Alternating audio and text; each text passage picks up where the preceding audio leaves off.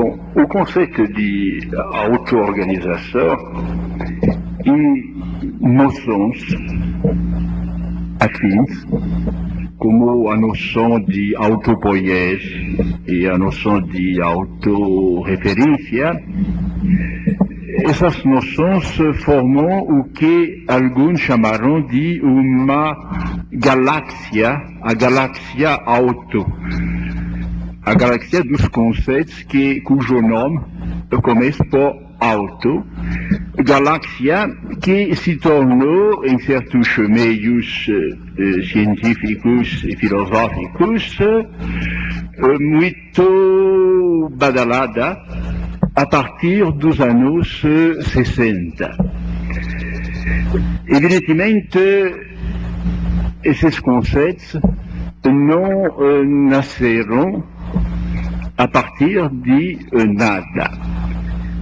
Eles começaram a ser divulgados essencialmente a partir de novos desenvolvimentos científicos e, em parte, também filosóficos, que se deram em áreas como a termodinâmica, a biologia molecular e celular, a cibernética, a teoria da informação e, last but not least, a lógica, a própria lógica.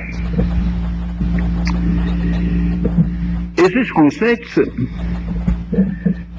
são difíceis de definir. Limitando-me ao conceito de auto-organização, eu não posso assim dizer de chofre o que é auto-organização, como eu poderia indicar a cor bege de uma poltrona. Não posso também dizer que a auto-organização seja uma coisa evidente, ou seja, que vamos encontrar forçosamente fenômenos que vão se encaixar numa ideia, seja qual for ela, de auto-organização. Por exemplo, a auto-organização não é como o código genético. Seja qual for a interpretação que eu vou dar de código genético, se realmente ele contém uma dimensão informacional ou se informação nele é apenas uma metáfora, todavia não vou duvidar do código genético. A coisa é diferente quando nós tratamos de uma noção como auto-organização. Essa noção, na verdade, devemos concebê-la como uma interpretação da realidade e os modelos explicativos que ela inspira poderiam, de certo modo, existir, mesmo em certos casos, que tirássemos o termo, a expressão auto-organização. Então, definir assim é uma coisa difícil. Alguns vão me dizer, mas para definir a noção de auto-organização, é só consultar, é só analisar os trabalhos científicos e filosóficos, mas sobretudo científicos, cujos autores justamente reivindicam a ideia de auto-organização, dizendo o de que estou falando é um sistema auto-organizado, um self-organizing system.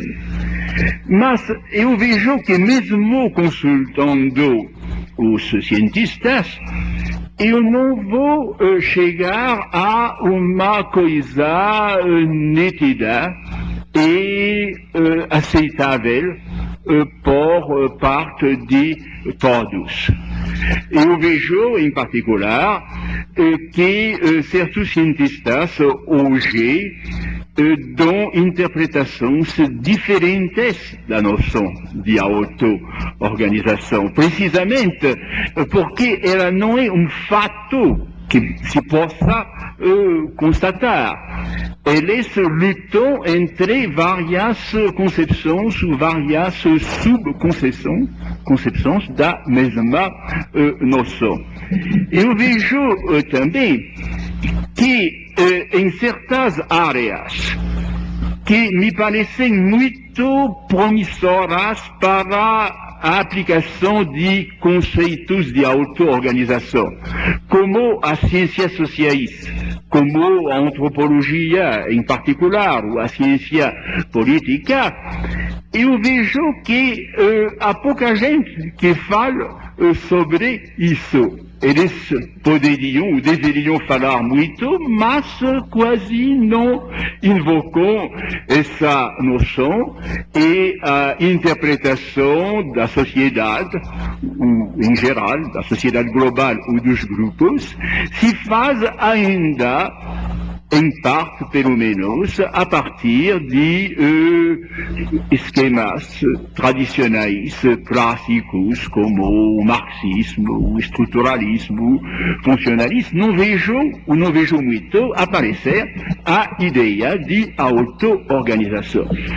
E, inversamente, eu vejo que muita gente que lança esse termo auto-organização, desta vez em outras áreas, como, por exemplo, psicologia, ciências cognitivas, inteligência artificial, muitas vezes lança a tortura e a direita, quer dizer que agora o termo se tornou na moda e muita gente usa isso sem que seja possível no trabalho concreto dessas pessoas de ver como esse trabalho seria diferente se não interviesse a ideia de auto-organização.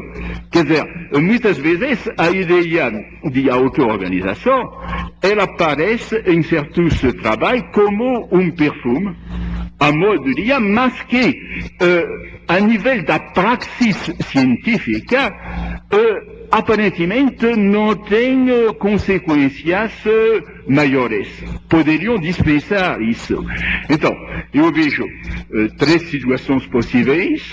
Ou os cientistas disputam entre si sobre o sentido a dar o termo, esse termo não tem um sentido evidente para todos, evidente e imediato, ou ainda me parece que há certas áreas que não utilizam o conceito e que todavia teriam interesse a fazê-lo, mas como não dizem nada, como que eu vou extrair um conceito de auto-organização dessas áreas? E, finalmente, eu vejo que há áreas em que o conceito self-organizing system conhece uma verdadeira inflação de vocabulário, mas essa inflação não me parece recobrir uma praxis científica evidente. O que fazer, então? Então, eu proponho forjar esse conceito.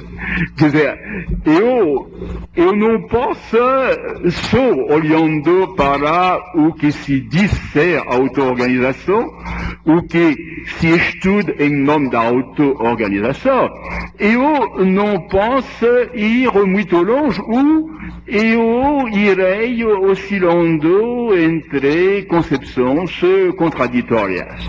Então, a primeira providência, desculpa, seria essa.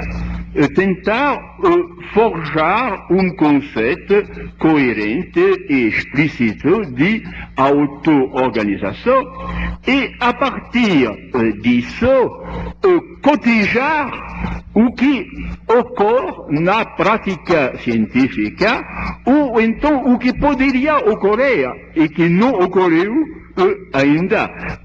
A partir desse conceito, poderíamos, se não desenvolver, pelo menos sugerir modelos que poderiam ser aplicados em certas áreas onde não foram ainda, mas isso pelo menos seria sugestivo para essas áreas. E podemos, evidentemente, levar em conta o que se fez já em várias áreas. Mas o conceito tem de ser forjado, ele tem de ser bolado. Agora, para que essa bolação, para que essa construção não seja alguma construção romântica e arbitrária, eu me submeto a certas cláusulas, a certas diretrizes, a certas condições.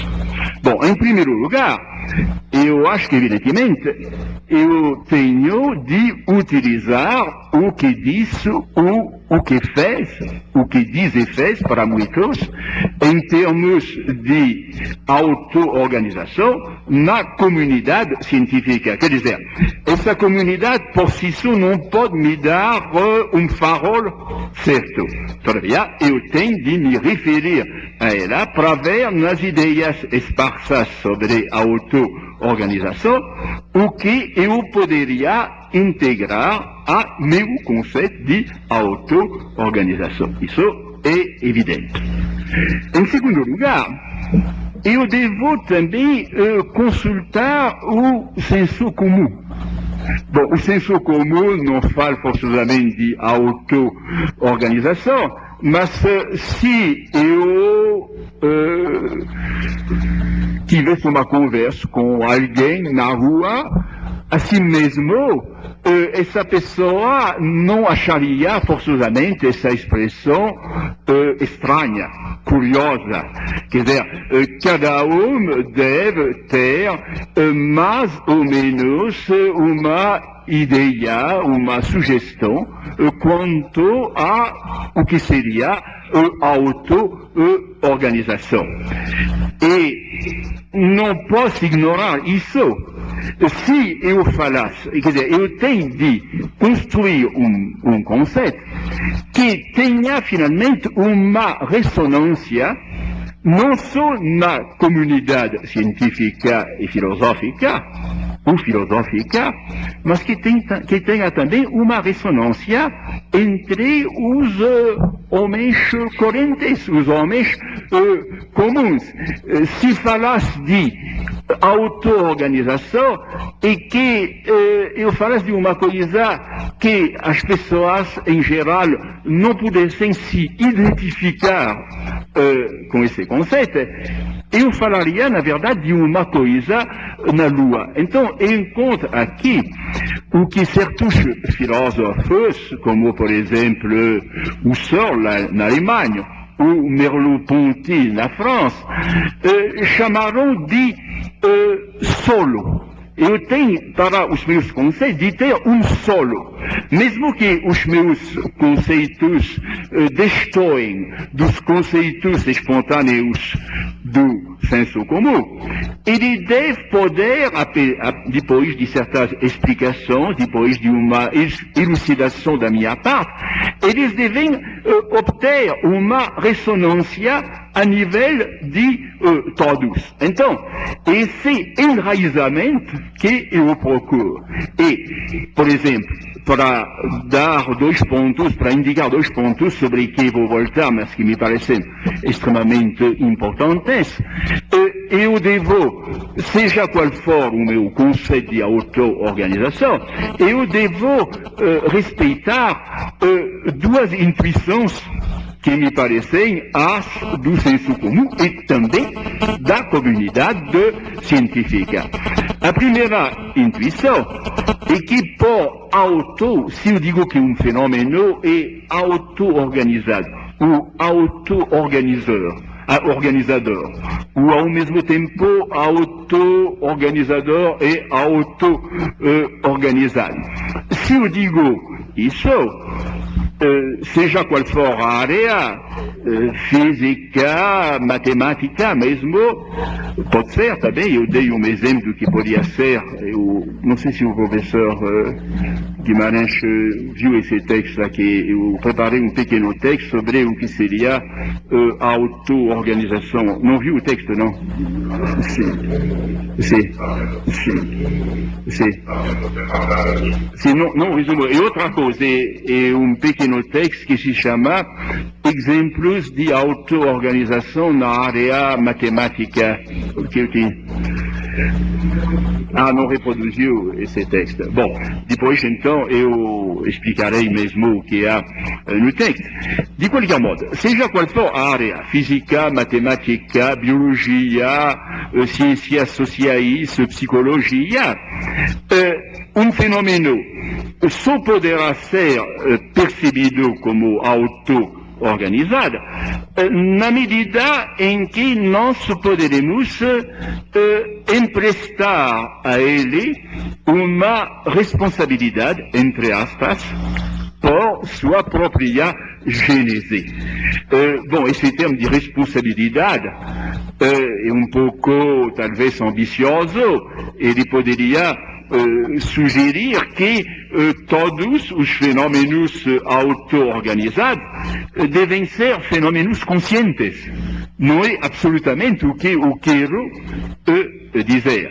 Vamos ver, ao contrário, que a consciência é apenas uma pequena franja, uma pequena orla superior da auto-organização, que a auto-organização pode começar bem abaixo ou bem fora da consciência, muito embora, evidentemente, a introdução da consciência, ao mesmo tempo, complica o problema da auto-organização e facilita certas modalidades da auto-organização. Então, a noção de responsabilidade ou de causalidade aqui deve ser utilizada entre aspas. Eu quis dizer apenas que um fenômeno só poderá ser dito como auto-organizado em qualquer domínio se tiver uma causalidade eminente, uma responsabilidade eminente no seu próprio desenrolar. Vamos ver depois como isso é possível e como, em particular, apesar da auto-organização caracterizar também sistemas abertos em relação ao mundo, trocando energia, informação, ruídos com o mundo, como, apesar disso, pode haver uma responsabilidade do próprio fenômeno pela sua própria gênese. Mas então, isso me parece uma exigência. Seja qual for o meu conceito de auto-organização, ele deve encontrar essa ideia de uma causalidade própria, por assim dizer, inerente ao fenômeno que eu vou declarar auto-organizador ou auto-organizado, ou auto-organizador e auto-organizado ao mesmo tempo. E também tem uma outra intuição que é muito importante. Em auto-organização, tem organização. Então, esse segundo aspecto geralmente fica um pouco esquecido. Uma organização sempre inclui, por definição, uma pluralidade de partes ou de elementos. Quer dizer, um termo só não pode ser organizado, nem auto-organizado, nem organizado de qualquer maneira que seja. a organização é sempre uma relação, uma ordem entre uma pluralidade de partes.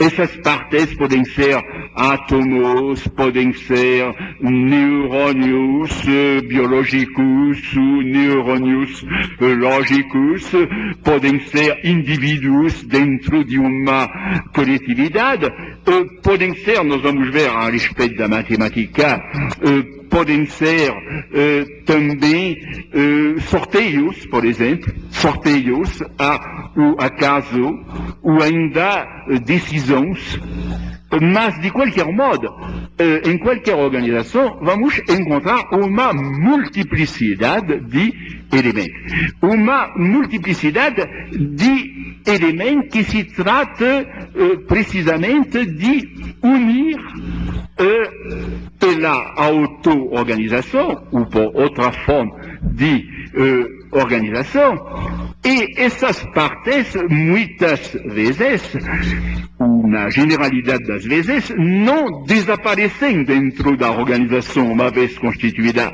A organização não as absorve totalmente. Elas têm, assim, nós veremos o que podemos chamar de autonomia relativa. De qualquer modo, a sua pluralidade coloca problemas importantes. Por exemplo, eu vou falar da auto-organização de um mercado financeiro, por exemplo. A bolsa, um dia, a tal hora. Esse mercado, por definição, ele tem uma pluralidade, às vezes enorme, de compradores e vendedores. Então, o elemento pluralidade é aqui totalmente decisivo para ver que modalidade de auto-organização vamos ter. Vamos ver que a auto-organização vai se fazer não a partir do consenso dos agentes entre si. Não há consenso porque eles são todos competidores entre si, são todos antagônicos. A auto-organização vai se fazer, paradoxalmente, a partir da ignorância mútua e em que esses atores se situam uns em relação ao outro. Não só, aliás, ignorância, impotência mútua.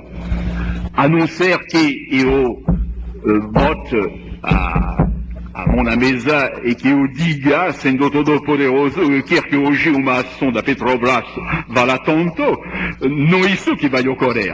Vai ocorrer um jogo de inúmeras interações que vão dar um efeito de conjunto que ninguém podia prever e que eu considero justamente como um fenômeno de auto-organização. Bom, mas não antecipemos sobre esse aspecto.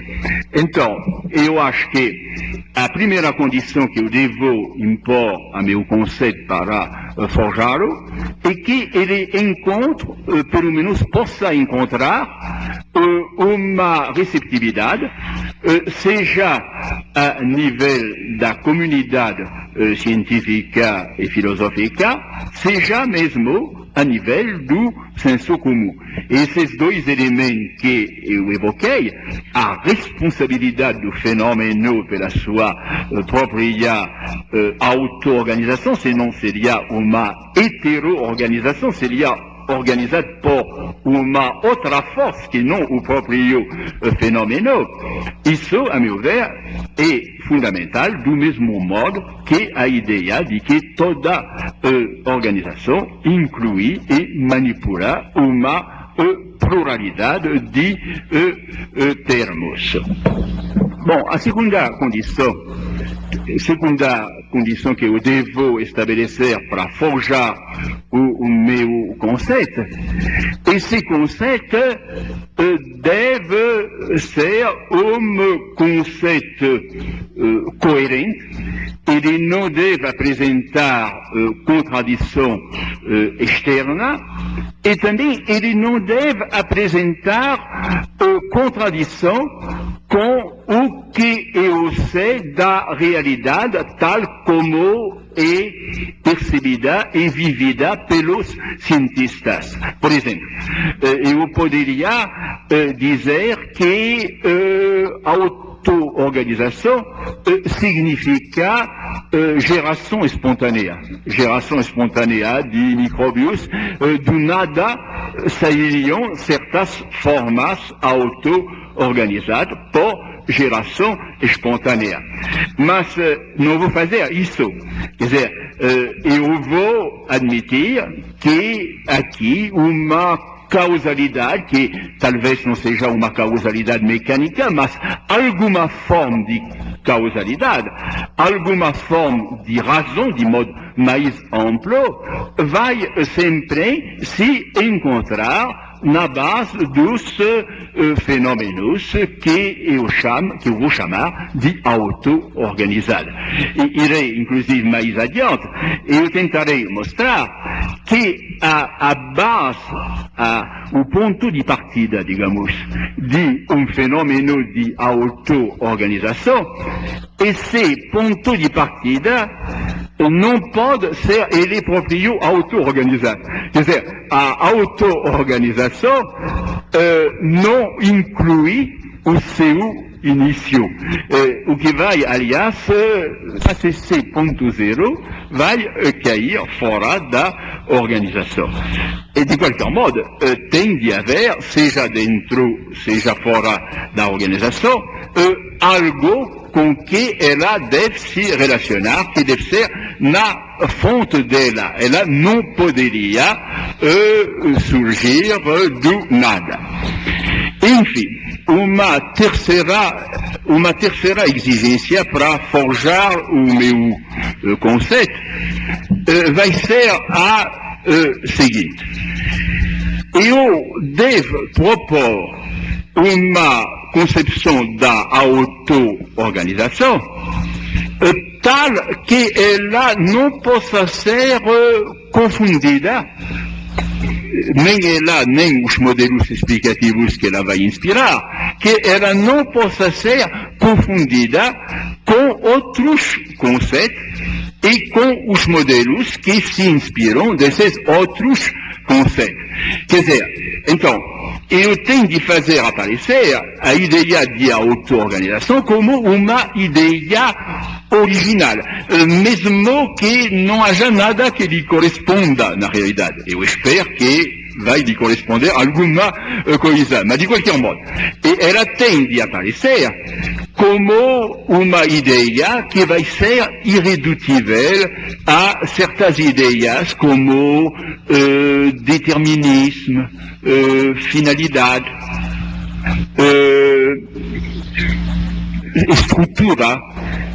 Há vários conceitos que eu poderia evocar e devo poder mostrar que a auto-organização não se confunde com nada disso. Acaso também poderia ser evocada, a noção de acaso, muito embora, conforme vou tentar estabelecer, um processo de auto-organização possa, no decorrer do seu desenvolvimento, lançar mão, ou melhor, para interpretar esse processo, podemos lançar mão em certos setores desse fenômeno, ou para elucidar certos aspectos desse fenômeno, podemos lançar mão de certas, por exemplo, sequências determinadas,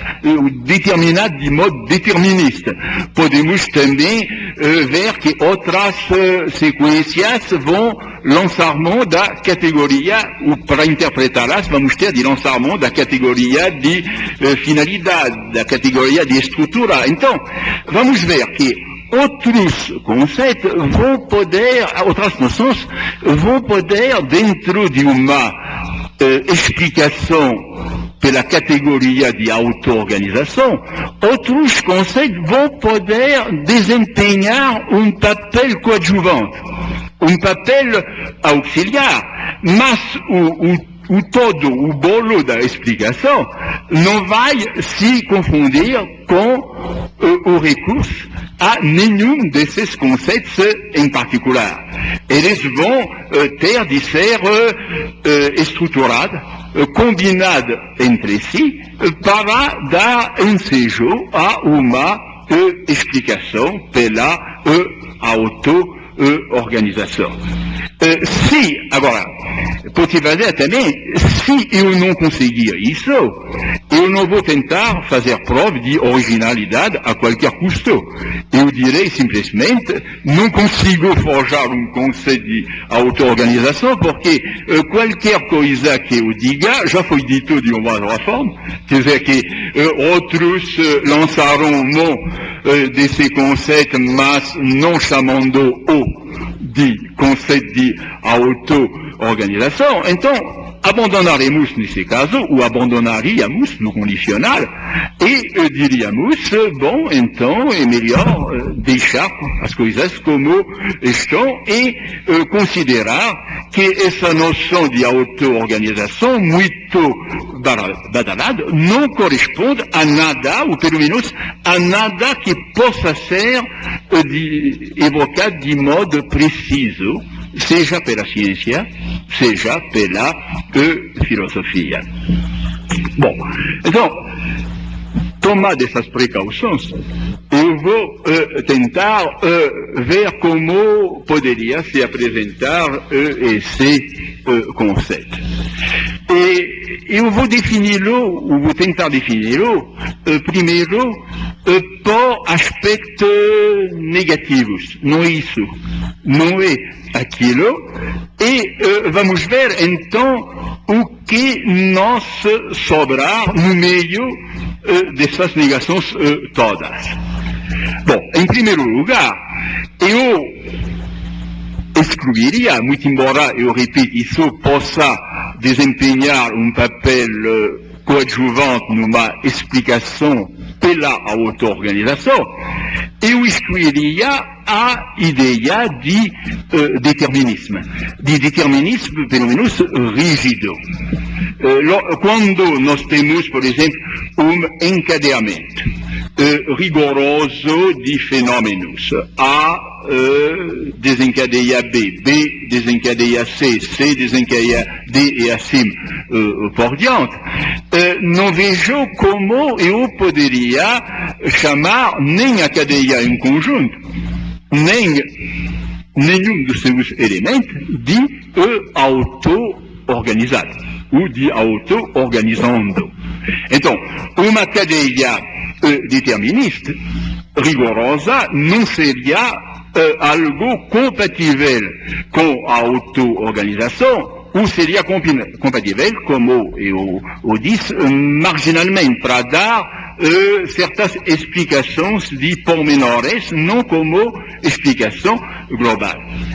E essa ideia de determinismo, eu a recuso de duas maneiras. Ela não me parece poder ser aplicada em termos de determinismo externo. Por exemplo, se um ser qualquer, um indivíduo, um animal, um sistema social, um grupo, se ele é submetido a um conjunto de pressões irresistíveis por parte do meio ambiente, ou do meio exterior a ele, seja um meio natural, seja um meio social. Se ele está pressionado de todos os lados, e se ele é apenas, no fundo, o resultado dessas pressões, então eu não falarei, por definição, de determinismo, de auto-organização. Então, a ideia de determinismo externo não pode ser compatível com a ideia de auto-organização.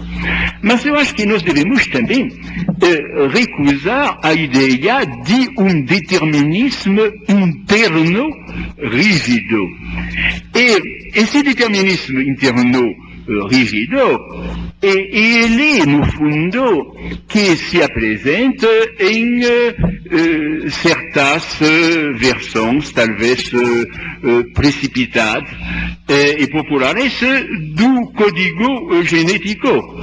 Se pensa que na origem o indivíduo vem provido de código genético e que tudo que vai acontecer, pelo menos a nível biológico, está já nas grandes linhas pré-escrito nesse código biológico.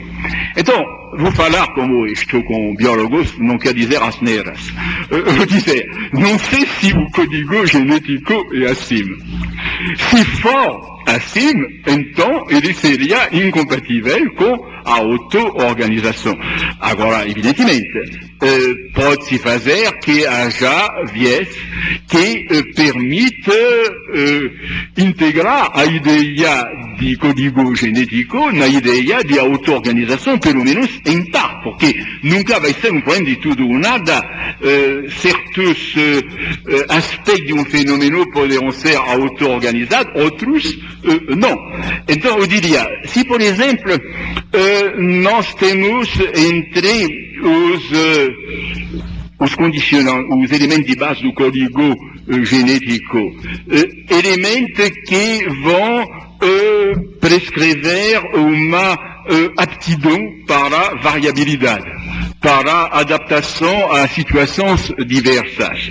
Então, já assim, eu afrouxo o determinismo que parecia rigoroso e eu abro perspectiva para o futuro desse ser rígido por código genético, mas que comportaria uma aptidão para variabilidade. Também, muitos dizem que a velha distinção de Weissmann entre o soma, que poderia ser modificado durante a vida, mas os elementos genéticos que não poderiam ser, que essa velha divisão está hoje abalada, e que então pode haver fenômenos epigenéticos que, durante a própria carreira do indivíduos, modificam em parte, pelo menos, ou especificam em parte, pelo menos, o código genético. Então, eu posso, a partir disso, encontrar certas coisas que poderiam depois ser integradas a conceito de auto-organização. Mas, falando com a mesma prudência, se realmente o código genético fosse programa a ser executado, ou melhor, que vai quase mecanicamente, mesmo que contenha elementos informacionais, ser executado pelo indivíduo, então, nesse caso, excluiria a auto-organização e buscaria a auto-organização em outras áreas. Então, excluamos os determinismos, pelo menos como fator principal. Excluamos do outro lado o que eu chamaria a área da finalidade. A área da finalidade que inclui as intenções, os planos, os desígnios dos agentes. Se fenômeno, por exemplo, tomemos fenômeno biológico, se como queriam os vitalistas, querem ainda alguns deles, colocar dentro dos seres vivos uma pequena enteriquia, como dizia o biólogo alemão Dresch no início do século, nós imaginamos esse pequeno demônio, esse pequeno diabinho, como uma força que de fora para dentro, de cima para baixo, atua sobre a matéria, sobre a parte material e mecânica do ser vivo.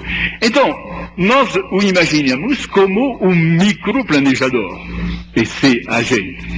E mesmo que ele seja limitado a essa porção de espaço, ele sempre age de fora. Então não há auto-organização, porque a responsabilidade não se encontra, digamos, na própria matéria do vivo, não se trata de um autodesenvolvimento dessa matéria, se trata de uma intervenção de fora, mesmo que se tome todas as precauções para dizer, mas esse gênio, esse micro-diabinho, está unicamente ocupado com essa tarefa de construir o organismo, mas ele constrói de fora. Então, eu direi, se há uma auto-organização biológica da matéria, essa auto-organização, por definição, deve partir da própria matéria.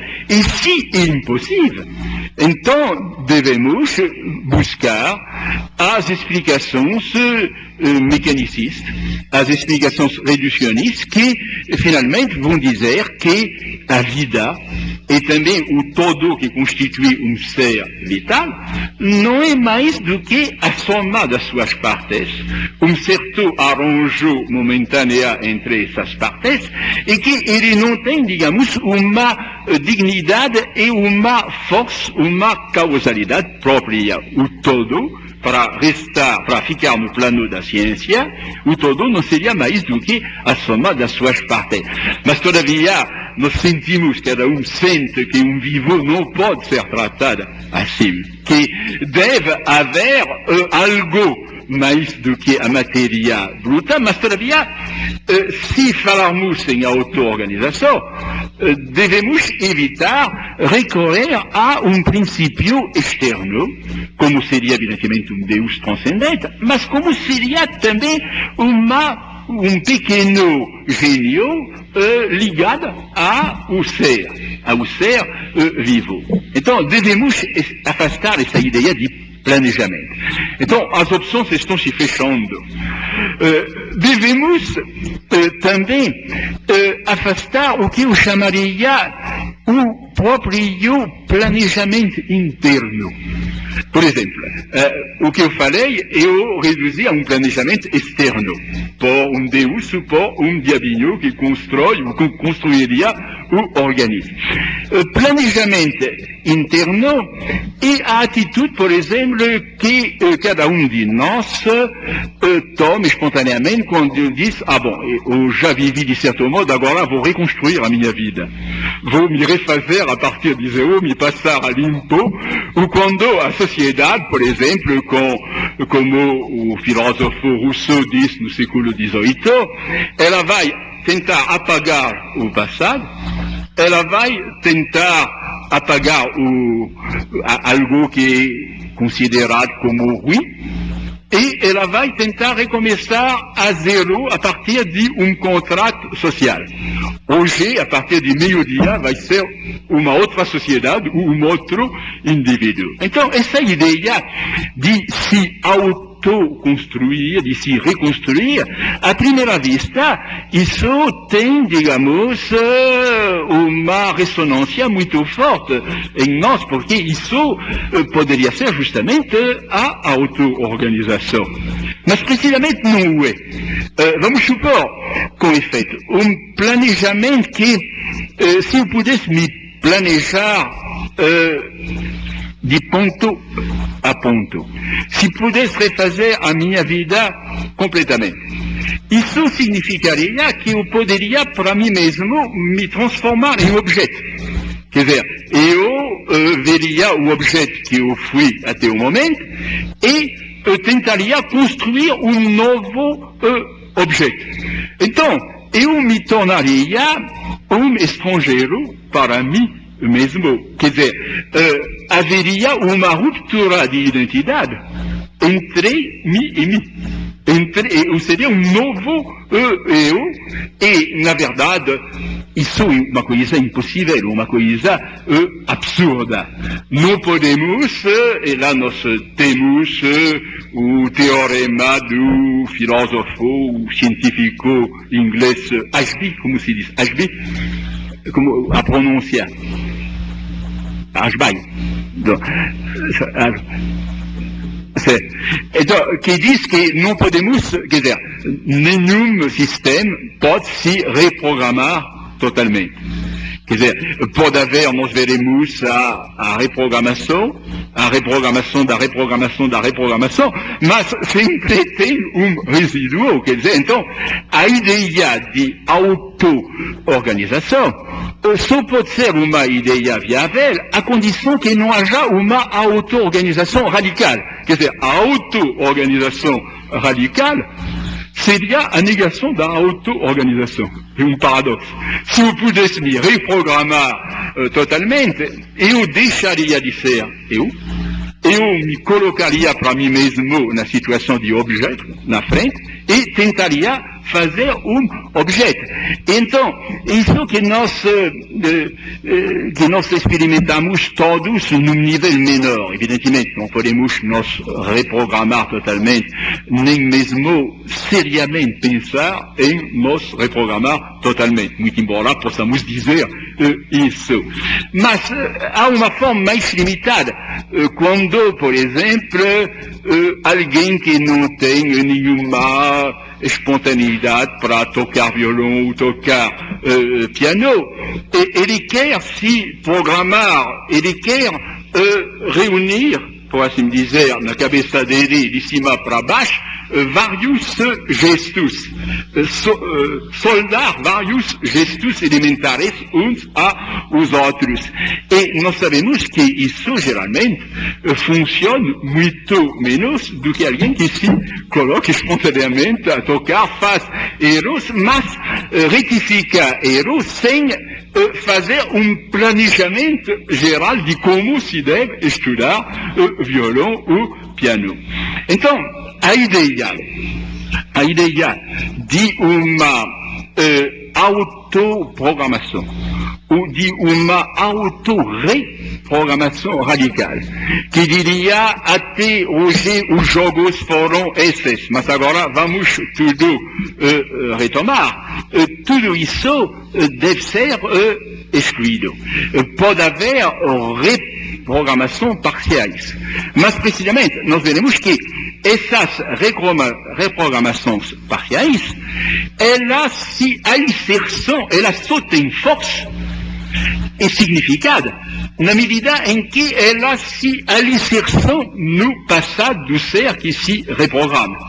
Quer dizer, mesmo depois de uma, vamos supor que, eu não acredito nisso, mas vamos supor que um tratamento psicanalítico possa completamente curar alguém e que ele seja um novo ser.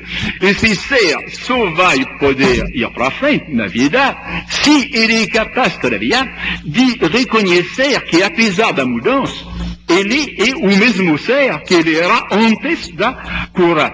E isso que lhe dá força, ele pode se apoiar no passado dele, ele não é um nada pendurado no vazio, e isso também não só dá força, mas dá também significado. Já encontramos o casal energia e informação. Uma energia vem do passado. Essa energia não pode ser dispensada em qualquer reprogramação que chamaremos talvez de auto-organização. Tem de me alicerçar nele. E isso também tem impacto no que eu chamei o plano do significado. Se eu me reprogramasse totalmente, se eu pudesse me reprogramar totalmente, então isso não teria significação para mim, porque eu não seria eu mesmo. Quer dizer, um ser que poderia se reprogramar totalmente seria um ser que praticaria o que certos romancistas chamariam o ato gratuito.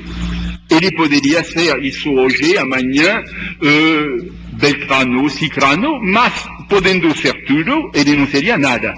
Ele teria perdido a identidade. Então, a continuidade, uma certa continuidade com o passado, não pode ser eliminada da ideia de auto-organização, seja qual for essa ideia que vamos chegar lá, e nós excluímos, por isso mesmo, toda ideia de qualquer planejamento que externou ou interno si apresentaria como planejamento radical. Pode ser, o que há, e que é uma coisa muito diferente que eu vou evocar a partir do meu exemplo matemático, é que algo foi planejado. Foi planejado de fora para dentro ou de cima para baixo. E não podemos excluir a priori que esse algo, uma vez criado por um engenheiro, manifesta certas propriedades de auto-organização. No fundo, vamos ver que não há como, por exemplo, excluir os artefatos cibernéticos da auto-organização. E uma auto-organização talvez limitada, pelo menos até hoje, mas na medida em que se pode retificar certas atitudes em relação, na medida em que uma atitude precedente se desviou de um alvo a atingir. Na medida em que há uma correção de rumo, e na medida em que tudo isso se passa dentro do artefacto cibernético, eu diria, sobretudo se o artefacto tem a capacidade de não só redefinir os meios, mas também de, até certo ponto, pelo menos, redefinir os próprios fins, os próprios alvos. Então, eu diria que, mesmo tendo sido fabricada na origem, de certo modo, ele, a certo ponto, com todas as cautelas necessárias, ele escapa do seu genitor, do seu autor, do engenheiro. É um pouco como a estátua de Pigmalion, que, de certo modo, escapa da vontade do escultor e se põe a viver, se mover. Então, não podemos excluir isso, mesmo porque, como qualquer organismo, qualquer sociedade, qualquer grupo, se reprogramando, não pode chegar a uma reprogramação total. Então, nesse caso, a diferença entre o artefacto cibernético e o ser humano, por exemplo, o ser animal, seja apenas uma diferença de grau e não uma diferença de natureza, na medida, em particular, em que pudermos constatar que o artefacto energético tem um componente informacional no sentido forte, ou seja, um componente de sentido, mas talvez eu vá lá depois. Então, é mais ou menos o que nós temos de excluir. Determinismo externo, determinismo interno, planejamento externo, planejamento interno, que também viraria no limite planejamento externo, porque tudo, planejamento interno, se fosse radical, ele seria como se eu me tratasse como objeto, como se eu me tornasse exterior em relação a mim mesmo. Então, haveria só planejamento externo. Bom, uma coisa que devemos também excluir e a ideia, mas isso eu já disse sobre várias formas, mas agora talvez vai ficar mais nítido a partir do que acabei de dizer. Excluindo de um lado a geração espontânea, como podendo definir o conceito de auto-organização. Excluindo o planejamento, que forçosamente seria um planejamento externo. Portanto, seria uma modalidade não de auto-organização, mas de hetero-organização. Excluindo tudo isso, eu devo, como aliás eu salientei na introdução, excluir a ideia de ponto zero da organização melhor. Não deve excluir totalmente esse ponto zero, mas ele deve cair fora da auto-organização. Quer dizer, a partir desse ponto zero, vai talvez se esboçar uma auto-organização, mas ele mesmo não faz parte da auto-organização, e isso, então, é fundamental para mim, para definir essa categoria que eu usei antes, o passado. Quer dizer, há sempre um passado. Não nascemos um dia, já tínhamos nascido. Quando nascemos, já tínhamos nascido, já estamos sempre, por assim dizer, atrasados em relação a nós mesmos. Qualquer ser que se pretende, que a gente pretende que seja auto-organizado. E devo também excluir uma outra ideia. A ideia de que sistema auto-organizado seria sistema, desenvolvimento, processo, sistema, por enquanto não quero definir com rigor essa expressão, que é processo ou ser sistema auto-organizado, que ele possa ser sistema fechado em relação ao mundo externo, natural ou social. Não só porque surgiria o problema do nascimento desse sistema, de onde ele viria. Então, novamente, eu teria de recorrer à categoria como planejamento externo, como geração espontânea. Não só por isso, mas porque poderíamos dizer, também, como dizem os físicos, que sistema fechado, abandonado a si próprio, supondo que ele se tenha constituído de qualquer maneira no momento anterior, esse sistema, certamente, ele se avacalharia, se desorganizaria. O sistema auto-organizado, se tanto é que ele seja possível, ele deve ser entendido como mantendo trocas de toda a ordem com o mundo exterior. Trocas energéticas, trocas informacionais e o que chamei também de ruídos que poderiam aparecer como uma variedade negativa da informação. Então, tendo delimitado esse quadro, vou propor uma definição, e essa definição será ainda muito genérica, e ela não vai indicar por si mesmo a possibilidade do que ela diz.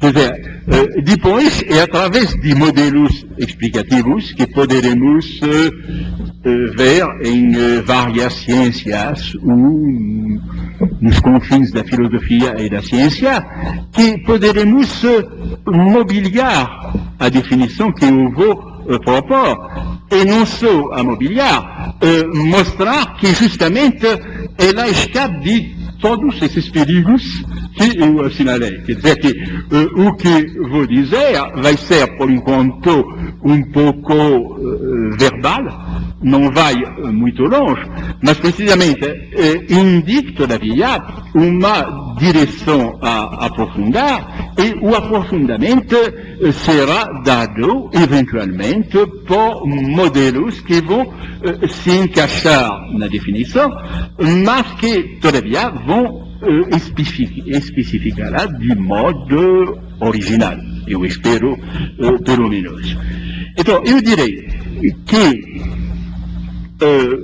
processo é auto-organizado quando seu desenvolvimento, sua regulação, ou eventualmente sua mudança, depender basicamente de próprio e, sobretudo, dependerem cada vez mais dele próprio, cada vez mais de fatores internos. Fatores internos que não vão ser, a diferença do que ocorreria com a concepção popular e tradicional do código genético, não vão ser colocados a priori, de antemão. Fatores internos que vão aparecer, a grande maioria deles, pelo menos, no decorrer da própria evolução, por uma maneira de acúmulo. E eu direi ainda que esse processo tende rumo a o que eu chamo de, como os economistas, de ponto fixo. Quer dizer, que ele tende a, não forçosamente a se esgotar, mas ele tende a alcançar regime de desenvolvimento que, mesmo que admita certo progresso, vai se fazer numa certa direção global. Eu diria que certo perfil foi alcançado, e esse perfil que eu chamo de ponto fixo. Agora, evidentemente, esse ponto fixo, o equilíbrio, ele pode ser equilíbrio em marcha, equilíbrio dinâmico, mas todavia o perfil global vai ser, ele vai ser definido aos poucos, e ele vai, isso que me parece muito importante, ele vai resistir às investidas do meio ambiente natural e social. Quer dizer, os planejamentos externos que queriam atingi-los,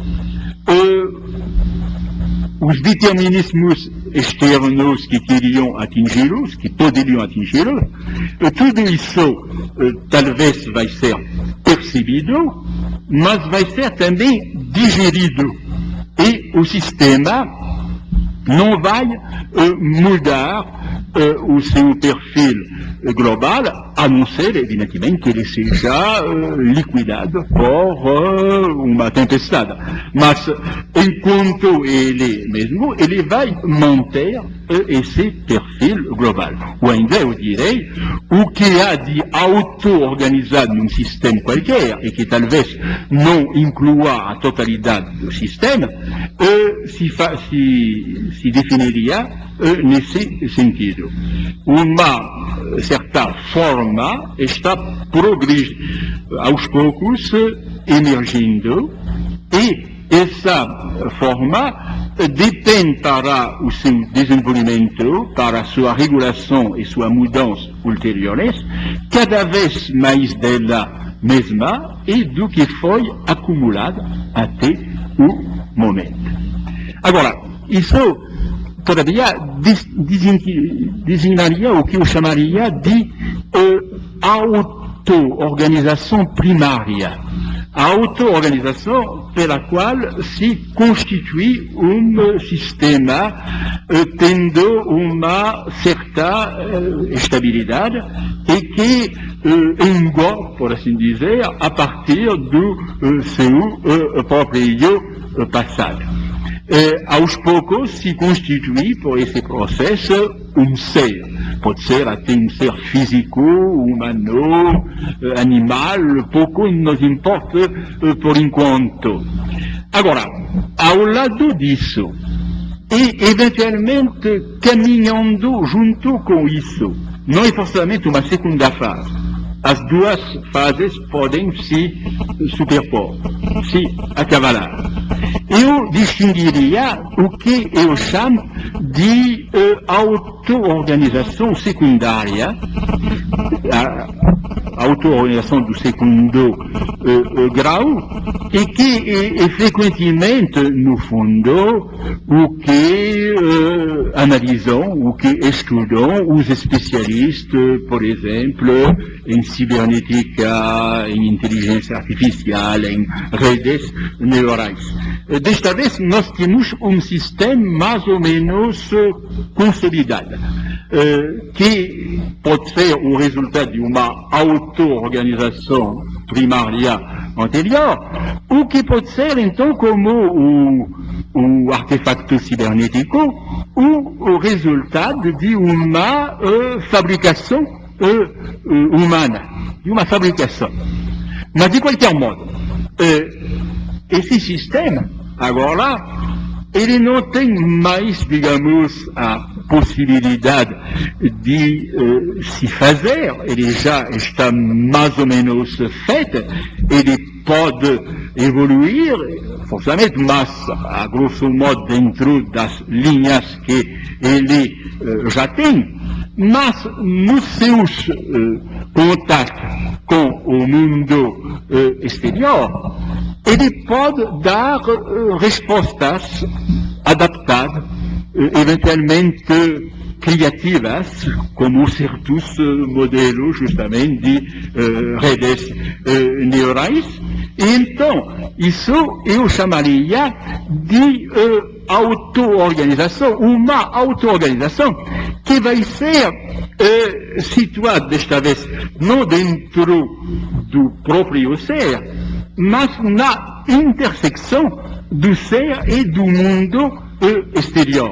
Quer dizer, essas respostas adaptadas, elas são respostas de um determinado sistema, mas podemos considerá-las como auto-organizadas ao precisar, só se precisarmos que se trata, desta vez, menos da auto-organização do sistema em si, que já foi adquirida aos poucos por um certo acúmulo, do que de uma resposta que vai brotar na interseção, na encruzilhada desse sistema e do mundo exterior, quando o mundo exterior solicitar o sistema.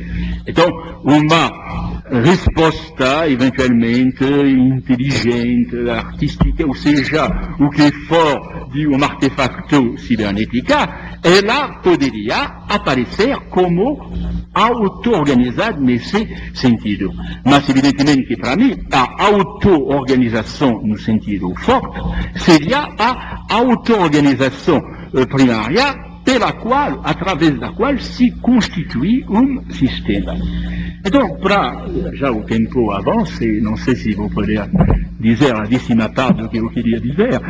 Então, para tornar as coisas mais claras, vamos tomar um exemplo para mostrar que a minha definição, muito geral, muito vaga ainda, ela pode se aplicar a um caso concreto, e lá talvez onde menos esperaríamos na matemática. Se eu puder mostrar isso na matemática, na área matemática, quanto mais talvez na área física, biológica, humana. Muito bem, e tem de mostrar, evidentemente, que nós eliminamos todos os outros conceitos, ou melhor, conceitos como determinismo, finalidade, tudo isso talvez vai ser integrado, acaso também, de que mal falei até o momento, mas não tem tempo para tudo, eles vão ser arrolados, por assim dizer, arregimentados dentro da auto-organização. Então, vamos tomar um caso, um exemplo que eu gosto muito de dar, que eu peço de empréstimo a Jean-Pierre Dupuy. esse exemplo se encontra no livro intitulado Ordens e Desordens, de C. Jean-Pierre Dupuy, que, como lembrou o professor Romeu, apareceu na sessão da SBPC em 1986. Mas ele não falou do que vou falar. Vamos supor, então,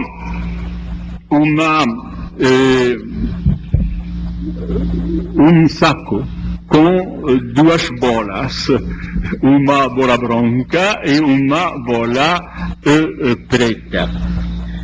E vamos sortear uma bola. E cada vez que vai haver um sorteio, nós recolocaremos depois a bola que foi sorteada, mas uma bola da mesma cor. Quer dizer, vamos então pedir bolas do exterior. Essas bolas seriam os elementos energéticos, informacionais que vêm do exterior. Quer dizer, o bolo vai crescer a partir da adição de novas bolas. Então, eu vou, depois do primeiro sorteio, forçosamente ter duas bolas brancas e uma bola preta, ou duas bolas pretas e uma bola branca. Eu faço um novo sorteio e vamos supor que eu obtenha, vamos supor que a primeira vez eu tivesse duas pretas e uma branca. Eu faço um novo sorteio, eu tenho novamente uma preta, vou recolocar essa preta e recoloco ainda de fora uma outra bola preta. Agora eu tenho três pretas e uma branca. O essencial nisso é apenas o seguinte, que depois de poucos sorteios, nós vamos ter uma percentagem de bolas brancas em relação às bolas pretas, ou inversamente, que pouco vai poder mudar depois, que cristalizou, por assim dizer, que adquiriu esse perfil. Quer dizer, os sorteios, por exemplo, foram feitos de fora. Todavia, eu falarei assim mesmo de auto-organização, no sentido de que, mesmo que eu faça novos sorteios, não vou poder mudar sensivelmente a face das coisas. Se eu tiver, depois de 4 ou 5 sorteios conseguidos, 65% de bolas brancas e 35% de pretas, então vai ser, depois de 100, 200 ou 1000 sorteios, 65,1, 64,9 e coisas assim. Então, eu terei consolidado um ser. Então, você vai dizer, mas você consolidou de fora, hetero-organização. Não, eu direi, eu banquei apenas o aprendiz de feiticeiro. Quer dizer, eu lancei, digamos, o que eu chamaria, o que eu chamei um pouco antes, a origem não auto-organizada da auto-organização. Isso foi essencialmente o primeiro sorteio, o resultado do primeiro sorteio. Então, o resultado do primeiro sorteio, evidentemente, não permite prever quase nada o perfil futuro, apenas, digamos, uma preferência, talvez minúscula, a favor de houve uma branca ou houve uma preta, apenas uma preferência minúscula, mas isso não define ainda um perfil, mas bastante rapidamente, então vou definir um perfil. Então, isso foi obtido por uma série de acasos externos. Podemos dizer, aliás, que esses determinismos, chegando de fora para dentro, podemos dizer que eles foram, esses acasos foram determinismos. Quer dizer, a urna, o saco de bola foi submetido a uma causalidade externa, mas aos poucos ou rapidamente, e eu vejo que aqui o desenvolvimento é cada vez mais um desenvolvimento endógeno, quer dizer, conforme a minha definição de antes, o desenvolvimento futuro depende cada vez mais do desenvolvimento passado. Em determinado momento, a percentagem se limita a ser um resumo do passado. Ela ratifica o passado.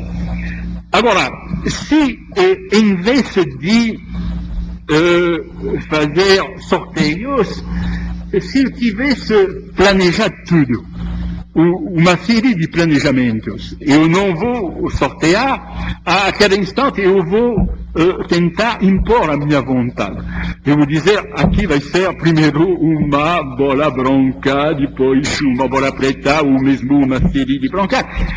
Seja qual for o planejamento que eu imagino, rapidamente eu vou esbarrar também numa auto-organização. Quer dizer, mesmo através de uma série grande, mesmo, por exemplo, e sobretudo, aliás, se eu repito 2 vezes bola preta, então o perfil já está definido. Depois da terceira bola, do terceiro, não vou dizer sorteio, mas planejamento que eu fiz. Então, eu tenho aqui um ser matemático que independe da minha vontade, e certamente se houvesse uma vontade dentro desse ser, o que ele é independeria dele próprio, ele não poderia se reprogramar à vontade, e todavia nós sentimos que a causalidade ou a razão fica essencialmente dentro dele próprio. Então, repito, é um sistema aberto, através dos sorteios ou das decisões que impomos a um objeto. É um sistema aberto, mas todavia que não aparece como apenas uma encruzilhada de determinismos externos. Ele tem uma vida própria. Então, eu diria, quer dizer, com o risco de chocar, talvez, que nós temos um ser. É um ser curioso, evidentemente, que pode desfazer do momento depois, mas todavia é algo que resiste e cujo desenvolvimento se faz basicamente a partir de si. Ele é responsável por seu próprio, responsável iminente, não exclusivo, mas iminente, principal e cada vez mais por seu próprio desenvolvimento, não apesar, mas também em grande parte em virtude das próprias trocas que ele mantém com o mundo exterior. Agora, repito, podemos imaginar que as coisas não caminham forçosamente para um ponto rígido, um ponto fixo rígido, como seria o caso da percentagem. A percentagem, aos poucos, ou mesmo rapidamente, se torna rígida. Posso imaginar um ser vivo, uma sociedade, conhecendo um perfil muito mais flexível, em que eventualmente vai haver recuos, vai haver avanços, vai haver zonas de indeterminação. Essas zonas de indeterminação não vão ceder tão cedo.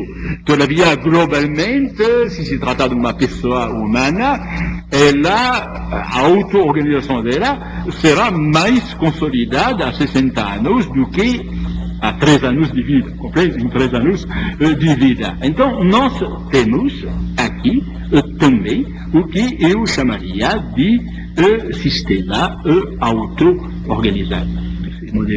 Pequeno modelo matemático é uma coisa muito simples.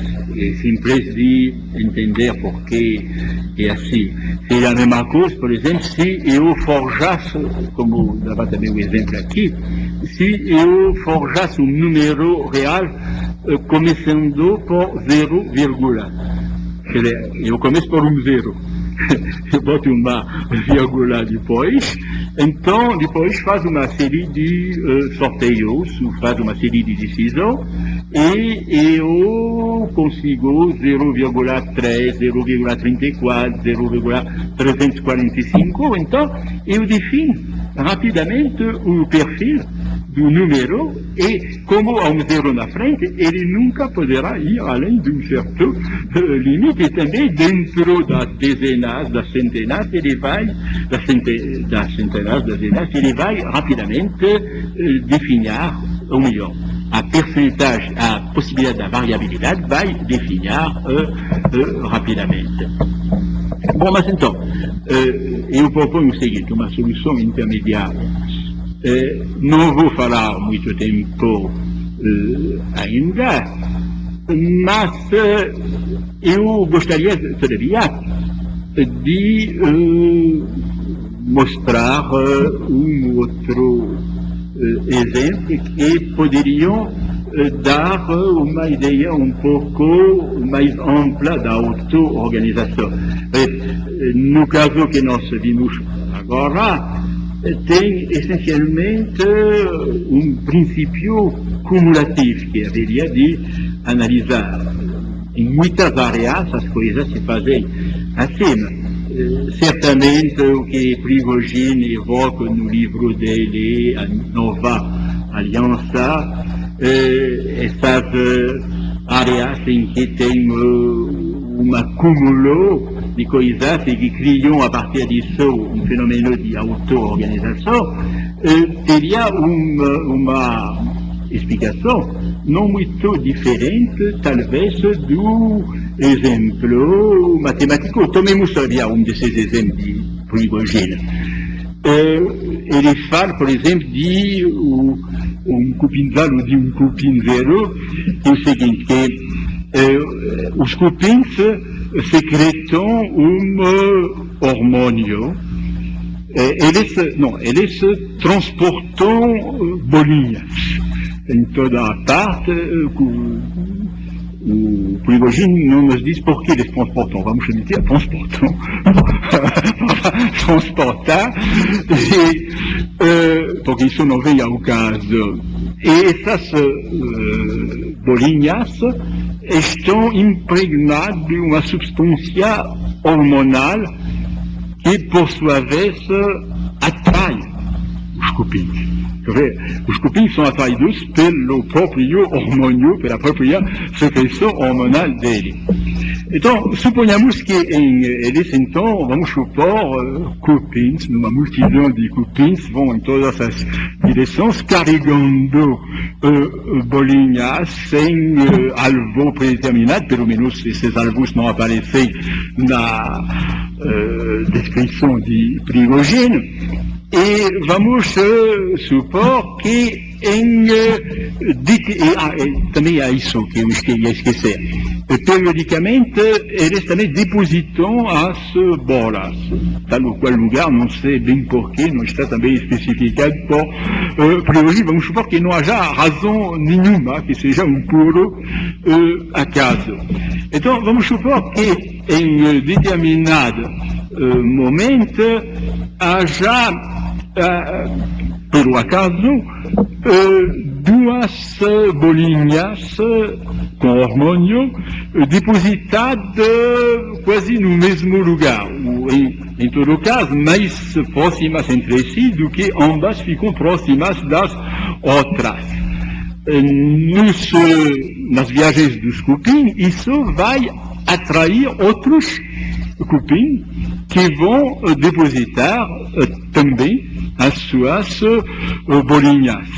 Então, lá, rapidamente, alcançaríamos, não sei o que Prigogine diria, se seria uma função exponencial ou apenas uma função logarítmica, mas, todavia, bastante rapidamente, vamos alcançar uma concentração de bolinhas que são precisamente o esboço dos pilares do cupinzal, do cupim zero, e em outros lugares vão aparecer outras pilares. Então, a ideia que quer sugerir Prigogine não me responsabiliza absolutamente pela descrição dele, simplesmente pelo princípio da explicação. Visivelmente, ele quer excluir toda e qualquer manifestação de instinto. Não haveria instinto porque O instinto seria precisamente desses pequenos diabinhos ou enteriquias escondidos na mente da cupine que dizia vai aqui, deposita tua boleta, tua bolinha.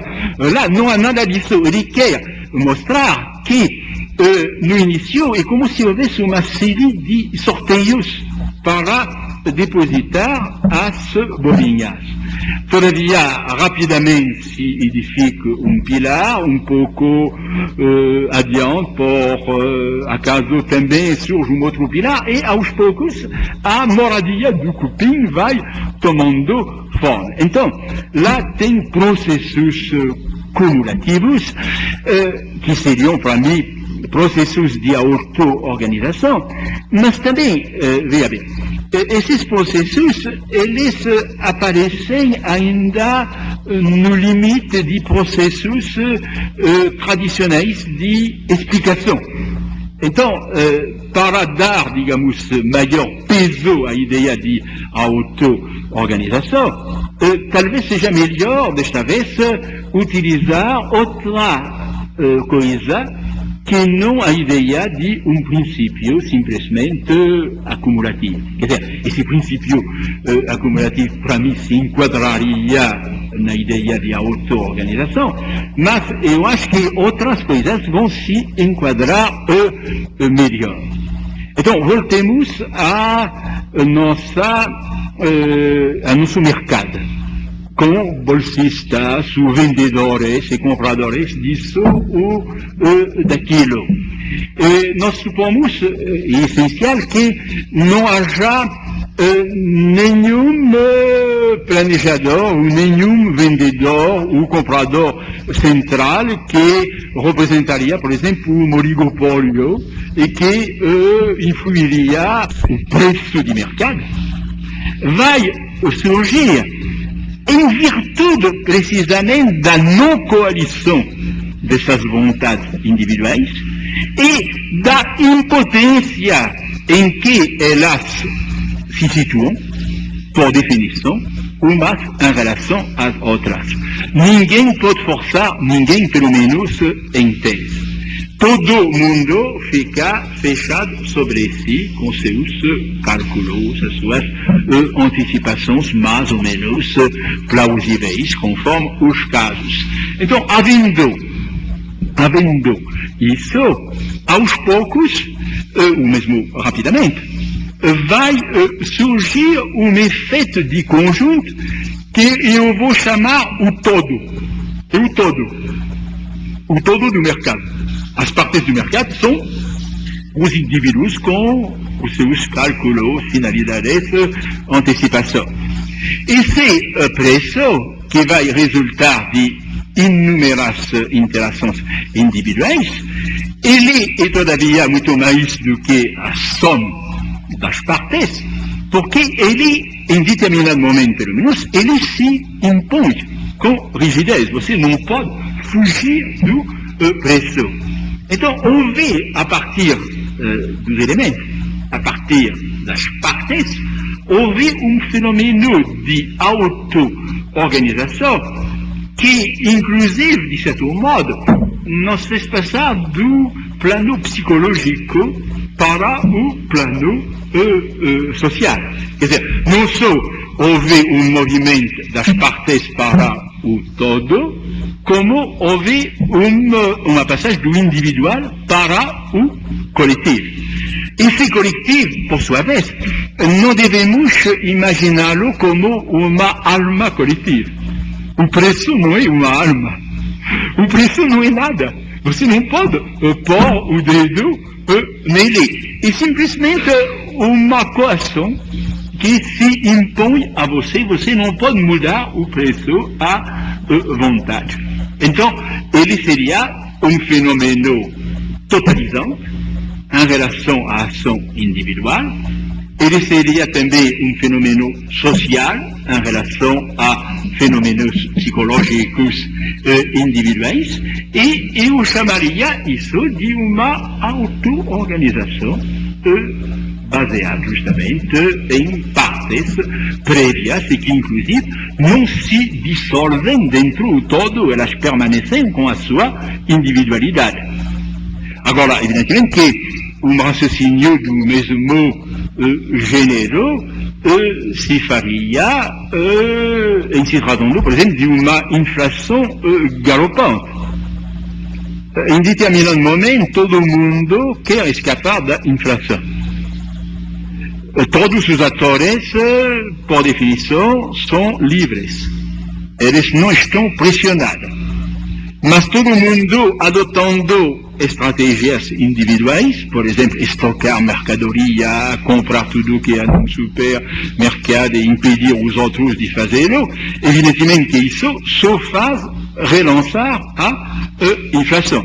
Então, em determinado momento, a inflação, ela aparece como a minha percentagem das bolas lá, feitas em relação às bolas normais, ela aparece como um efeito global, como uma estrutura global que eu chamarei de auto-organizada a partir dos elementos de base, mas a voragem da inflação engloba a todos eles. Bom, então, eu acho que é melhor deixar toda a parte que seria, digamos, a parte que eu tiraria, ou tentaria tirar de um cotejo entre computador e artefato cibernético, como uma outra parte ainda, um outro tipo de modelos, que eu chamaria de modelos que lançam mão de uma causalidade por integração.